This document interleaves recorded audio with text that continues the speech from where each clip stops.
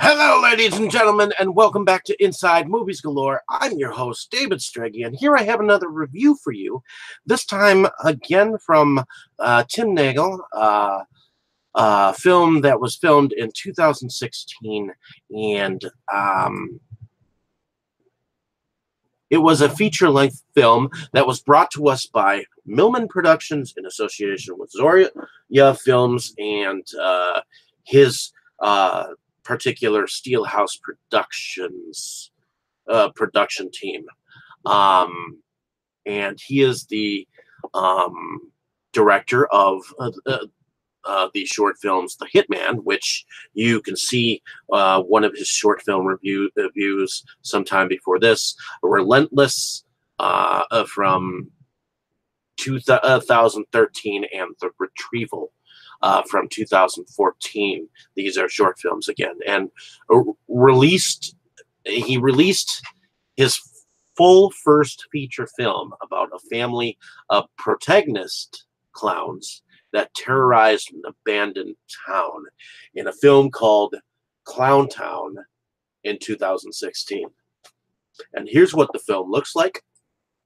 I thought I'd bring it about. Now, I saw a trailer going around for a totally different movie, but it ended up being this movie instead. But that's besides the point. I originally reviewed this film on my Movies Galore Milwaukee site, but I decided to switch everything to YouTube. And in the beginning of this film, we see a very beautiful young babysitter telling scary stories to her charges. But after putting them to bed, she is sliced and diced, all the while noticing the clown memorabilia strewn about the home. And then it's 15 years later. And four friends, Brad, Sarah, Mike, and Jill, are traveling on their way to a concert when they stop in a sleepy cafe for directions. Brad has plans to propose to Sarah, his buddy Mike being the comedic relief character of the film. After Sarah gets leered at by a trucker while giving them directions, a local sheriff tells them a route that may be faster, and they get on their way. A little while later, Jill realizes she'd left her phone at the cafe, and she calls it and makes plans to retrieve her phone in the next town by a vague-sounding dude. After patiently waiting to go back to their vehicle, they realize a wire's been cut, and it's then that the first three clowns make an entrance as the clown protagonists chase them into a camper, meeting up with an old man who helps hide them for a little bit while Jill's been kidnapped and held somewhere else. I think that this was a relatively decent add to the slasher genre, though it didn't really have many scares. There were a few more clowns than just the main three, like a girl clown. One slightly looked like a white-haired version of Alice Cooper that has a creepy hiss. I also noticed Nagel made this a family affair, which often is more fun as a cast to involve, though because you know each other might also get irritating as cast members. There is one role, though, that sent a few chills as the role of the mother of the clowns.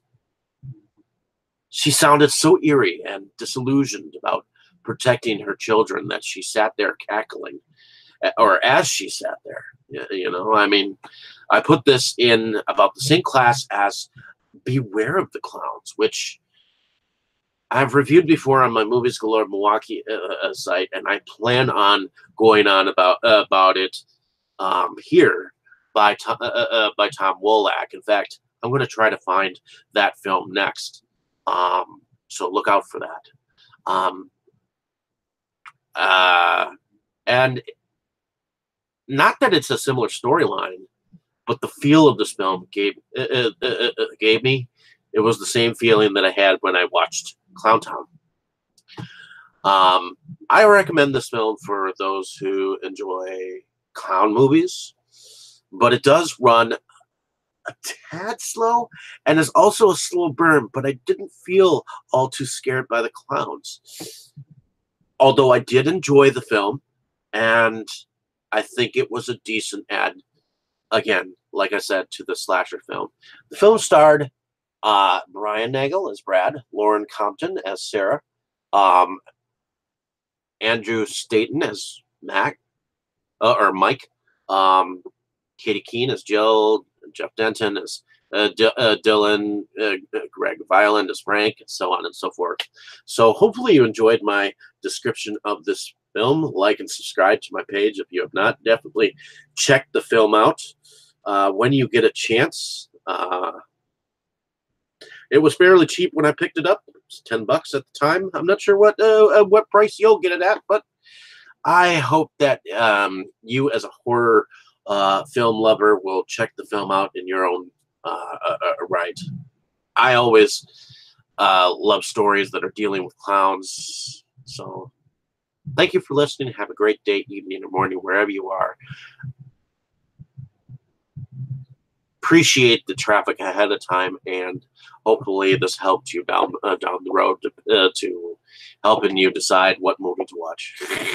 In any case, thank you so much. Have a great day, evening, or morning, wherever you are. That's you.